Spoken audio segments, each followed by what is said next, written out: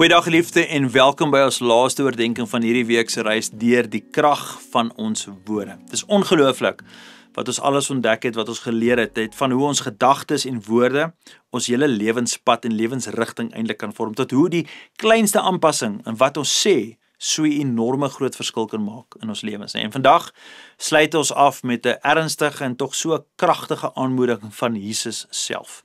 Jesus is aan die woord, hy sê vir ons in Matteus 12 vers 36 tot 37 die volgende: vir elke nuttelose woord wat die mens sê, sal hy rekenskap moet gee, want op grond van jou woorde sal jy vrygespreek of veroordeel word. Daai is intens. Daardie woorde laat 'n mens om net stil staan, amper asof dit jou kop 'n double take moet maak. Jy sit regop en jy sê, "Jesus, kom weer." Daai is intens. Die Bybel leer ons dat elke woord het 'n resultaat, het 'n gevolg. Jou woorde dra of lewe, bring lewe, of dit breek af. En Jesus maak dit so duidelik. Woorde is nie ligsinnig nie. Nee, dit het altyd ewigheidswaarde. Nou ons kan dalk maklik dink, maar dit was net 'n grappenderwys, nee. Ek het dit nie so bedoel nie. Jy weet, wag, sit 'n grappie man. Ek het nie so sensitief wees nie. Maar selfs die nuttelose woorde, sê Jesus, is sigbaar in die geestelike riem. Dit het impak. Dis ewig. Dis hoekom ons nie net ons moet regtig oplet aan wat ons vir ander mense sê.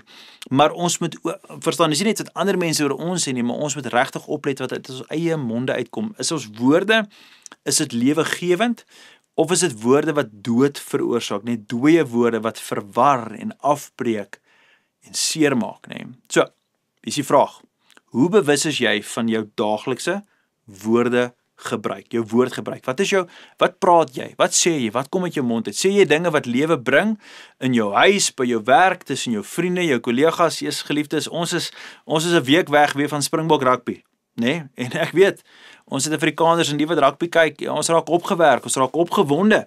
Wat gaan ons sê as dinge nie speel of uitspeel soos ons hoop nie, nee? Ons is nou al 'n paar jaar, nou praat ek rugby, sorry vir die wat nou glad nie rugby kyk nie, maar julle gaan agterkom, vir die volgende paar weke gaan almal weer net rugby praat, en dit gaan wat gaan by jou mond uitkom? So, daar langs die braaivleisvuur, watter tipe gesprekke moet jy hê?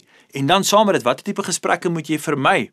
Nee, of anders te shape? Met ander woorde, ek en jy moet nie vergeet wat se invloed ons kan hê in ons vriendekring, in ons gesprekkringe nie. Daar by die werk, daar by die huis, tussen jou vriende, geliefde, jy moet die Heilige Gees vra om jou te help, om jou woorde dop te hou, nee. Wanneer jy iets wil sê, vra eers, bou dit op.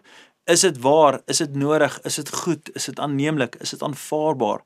Nee, herhaal, nee, ek wil jou net uitdaag, nee, dat jy net beginne dinge herhaal wat vanuit God se woord uitkom, dinge wat gesond is, dinge wat ander mense gaan help, wat jouself gaan help, en die regte dinge moet jy sê met oortuiging. En as jy nie kan saampraat nie, as dit nie goed is nie, bly liewer stil. En nog beter, vermy gesprekke wat nie opbou nie. Geliefde, die feit is, jou woorde het krag, en jy kan kies om woorde te spreek wat genesing bring, wat inspireer en wat God eer.